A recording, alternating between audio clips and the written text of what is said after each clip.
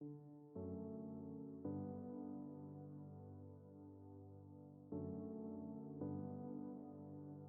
dia, meus irmãos, graça e paz.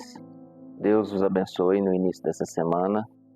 Quero lhes pedir perdão porque no domingo nós não conseguimos gravar, nós estávamos em viagem e nós vamos iniciar a nossa série hoje, segunda-feira, e a nossa série será baseada em Coisas Improváveis Acontecem. E vamos utilizar o texto de Mateus 1.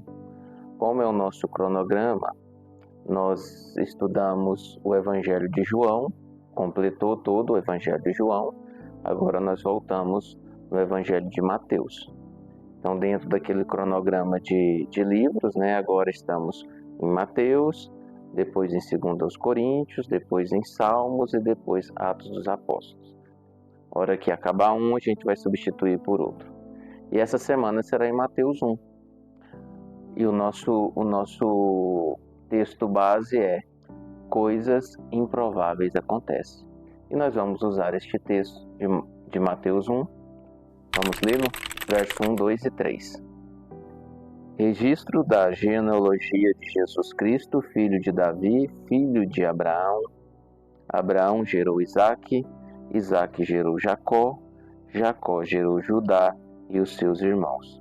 Judá gerou Pérez e Zerá, cuja mãe foi Tamar. Pérez gerou Esrom, Esrom gerou Arão. Amém. Meus irmãos, nós vemos que o livro de Mateus, que foi escrito pelo apóstolo e discípulo Mateus, ele tinha vamos dizer assim, uma missão, que é levar a palavra do Senhor, o Evangelho do Senhor, para os judeus e principalmente para os judeus que estavam se convertendo ao cristianismo. E o judeu é muito apegado às descendências, Ele se apega muito a isso, a genealogia. E aqui nós temos uma genealogia desde Abraão até Jesus Cristo, onde passam, é relatado aqui, 3 etapas de 14 gerações.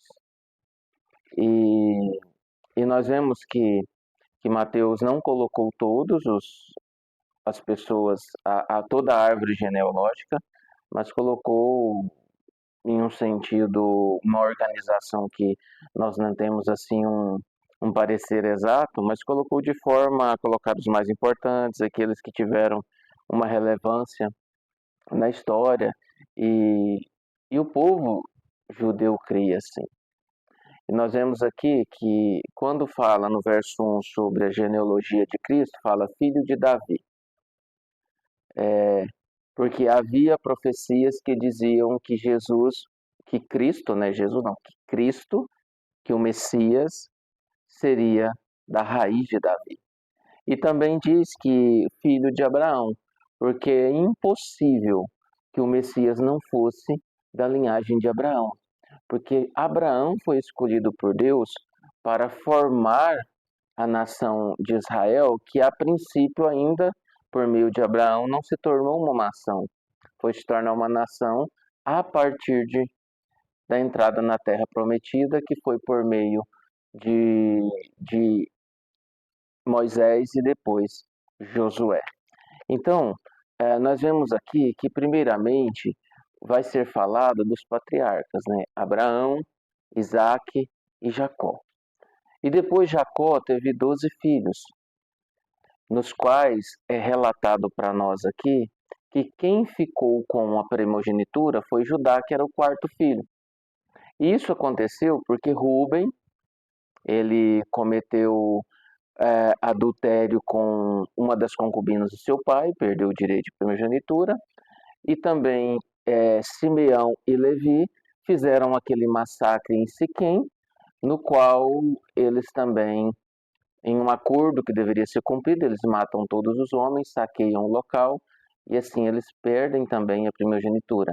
E Jacó abençoa Judá no final da sua vida no Egito, como aquele leãozinho do qual não se afastará o cedro, ou seja, linhagem real. Então são coisas improváveis aqui nós vemos aqui, ó. O provável era Rubens ser o primogênito, mas ou talvez até mesmo José, né? Jacó passara a primogenitura para José. Nós vemos que Jacó abençoou os filhos de José. Tanto Manassés e Efraim, eles tiveram porções de terra bem grandes, mas a primogenitura ficou com Judá. E existe uma história aqui, que nós falamos aqui sobre Judá e Tamar, que é uma coisa muito improvável e está na genealogia. O que acontece? Judá, ele tomou para si uma mulher cananeia para viver com ele, e ele teve 3 filhos com ela. O mais velho, ele tomou Tamar para ser sua mulher. Tamar era cananeia também. E aí, pela maldade deste filho de Judá, Deus o mata. E aí Judá dá Tamar para o seu outro irmão, para que o irmão desse descendência para o seu irmão que faleceu. Este irmão não queria dar descendência para o seu irmão falecido, então todas as vezes que ele ia possuir Tamar, ele deitava o sêmen no chão. É assim que o texto diz, em Gênesis 38. E aí, Deus também matou ele. E aí o terceiro filho de Judá era muito novo, não poderia assumir matrimônio com Tamar, porque era assim que funcionava naquela época. Judá fala para Tamar, volta para sua terra, para sua casa, para sua família. Quando o meu filho tiver maior de idade, você volta para morar com ele. E assim ela fez e ficou lá.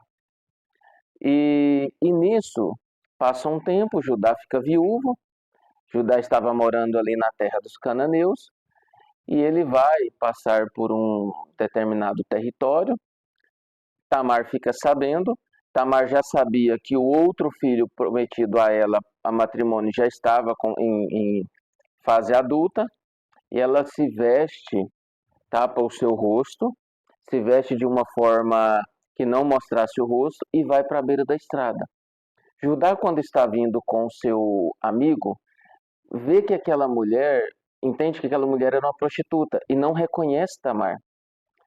E pergunta para ela qual que era o preço para se deitar com ela. E ela fala, o que o senhor pode me dar? Ele fala, olha, eu vou te dar um cabrito novo. E ela fala assim, mas qual garantia que o senhor vai me dar esse cabrito? E aí ela fala assim, você deixa comigo o seu anel, o seu selo e seu cajado? E ele deixou com ela. E ele possuiu ela. Passado algum tempo, Tamar fica grávida. E aí o sogro dela, Judá, fica sabendo. E diz para a população, que avisou ele, que era para tirá-la para fora de casa e queimá-la.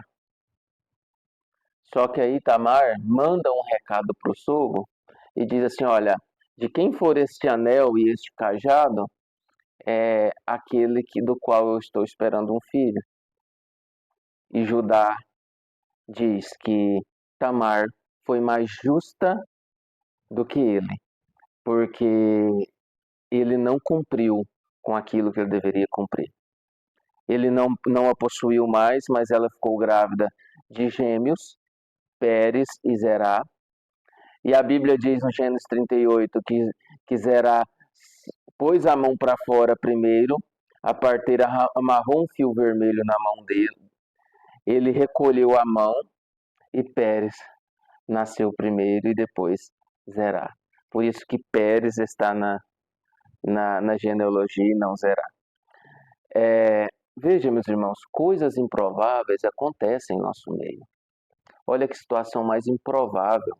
Judá, aquele que foi eleito pelo seu pai para dar continuidade à dinastia que viria de Abraão e que se concretizaria a partir de Davi, ele tem esse histórico. Ele tem esse histórico de ter 2 filhos com a sua nora.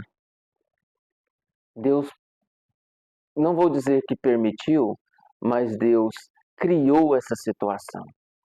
Ele criou essa situação para fazer justiça em favor de Tamar, que não era judeia, mas está na genealogia.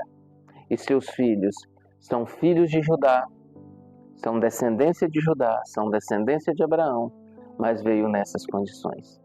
Eu quero dizer para você hoje que muitas vezes coisas improváveis acontecem em nosso meio e nós não temos controle.